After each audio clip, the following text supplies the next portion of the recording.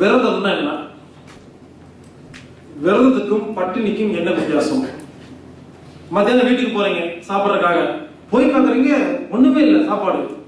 Phone பண்றீங்க, ஏமா எங்கம்மா ஆளக்கானோம், சாப்பாடு இல்ல என்ன? ஐயோ சாரிங்க, நான் அர்ஜென்ட்டா வந்துட்டேங்க, நீங்க அட்ஜஸ்ட் பண்ணிக்க. சாப்பாடு இல்லையா? சரி, நைட்டு 12 மணிக்கு வீட்டுக்கு போறீங்க, சாப்பாடு இல்ல, ஹோட்டல் சாத்திட்டாங்க, என்ன பண்ணுவீங்க? பேசாம படுப்பீங்களா? இதுக்கு பேர் பட்டினி. சாப்பிடணும்னு ஆசைப்பட்டு உடம்புல எல்லா சுரப்பியும் சுரந்ததுக்கு அப்புறமா சோறு கிடைக்கலன்னா பட்னி. நீங்க முதல்லயே முடிவு பண்ணிட்டு இன்னைக்கு நைட்டு நமக்கு சோறே கிடைக்காது, நான் சாப்பிட மாட்டேன்னு நினைச்சிட்டு இருந்தா அதுக்கு பேர் விரதம். நம்ம நினைப்புல மத்தியானம் சாப்பிடுவோம்னு நினைக்கலன்னா ஜீரண சுரப்பி சுரக்காதுங்க. ஜீரண சுரப்பி சுரக்காம இருந்தா அதுக்கு பேர் விரதம். ஜீரண சுரப்பி சுரந்து சாப்பிடாம இருந்தா பட்னி. மாசத்துல ஒரு நாள் விரதம் இருங்க. எப்படி தெரியுமா? நைட்டு சாப்பிடுறீங்க இல்லையா, நைட்டு சாப்பிட்டு தூங்க போகும்போது முடிவு பண்ணிக்கங்க, நாள் இனி நாளைக்கு நைட்டு நாளைக்கு சாயந்தரம் 6-7 மணிக்கு தான் சாப்பிடுவேன்.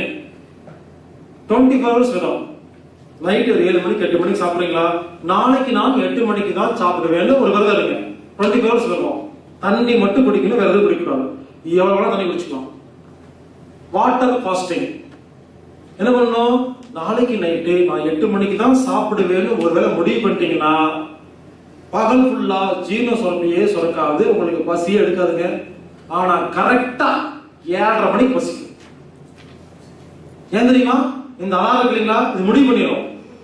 கரெக்டா 7:30 மணிக்கு அதே பசி சுரப்பியெல்லாம் சுரக்க வச்சுட்டு சாப்பிட்டு சொல்றோம்.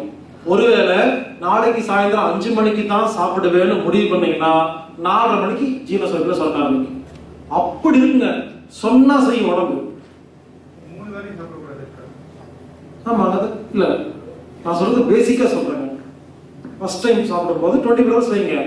அடுத்த முறை என்ன பண்ணுங்கன்னா, இன்னைக்கு நைட்டு சாப்பிட்டா அடுத்த நாள் காலையில சாப்பிடுறதா கொஞ்சம் இன்க்ரீஸ் பண்ணிட்டு போங்க. இல்லையா முதல்ல காலையில சாப்பிட மாட்டேன், மத்தியானம் சாப்பிட முதல்ல ஆரம்பிங்க. அதுவே பல பேருக்கு அப்படியா ஒரு நேரம் சாப்பிடாம இருக்கிற யோசிப்பீங்க. முதல்ல காலையில சாப்பிடாம இன்க்ரீஸ் பண்ணுங்க. எது தெரியுமா? சாப்பிடாம இருந்தா என்னங்க நோய் தானே வரும் சொல்லுவீங்க இல்லையா? சாப்பிடாம இருந்தா நோய் குணமாகுங்க. காய்ச்சலா இருக்கும் பொழுது திடீர்னு எடுத்து சாப்பிட்டுருங்க. சாப்பிட்டீங்கன்னா காய்ச்சல் ஸ்டாப் ஆயிடும், ஃப்ரெஷ்ஷா கண்ணு தெரியும். அப்புறம் ஜீரணமாய் முடிச்சுட்டு காய்ச்சல் வரும். அப்ப என்ன அர்த்தம்?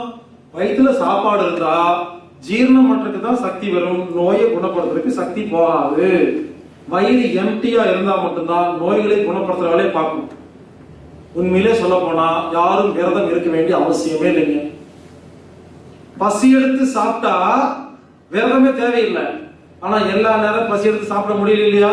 அதனால நம்ம நிறைய தப்பா சாப்பிடுறோம் இல்லையா? அதனால மாசத்துல ஒரு நாளாவது ஒரு நாள் விரதம் இருந்தோம்னா அந்த மாசம் ஃபுல்லா செஞ்ச தப்பெல்லாம் கரெக்ட் பண்ணிக்கலாம்.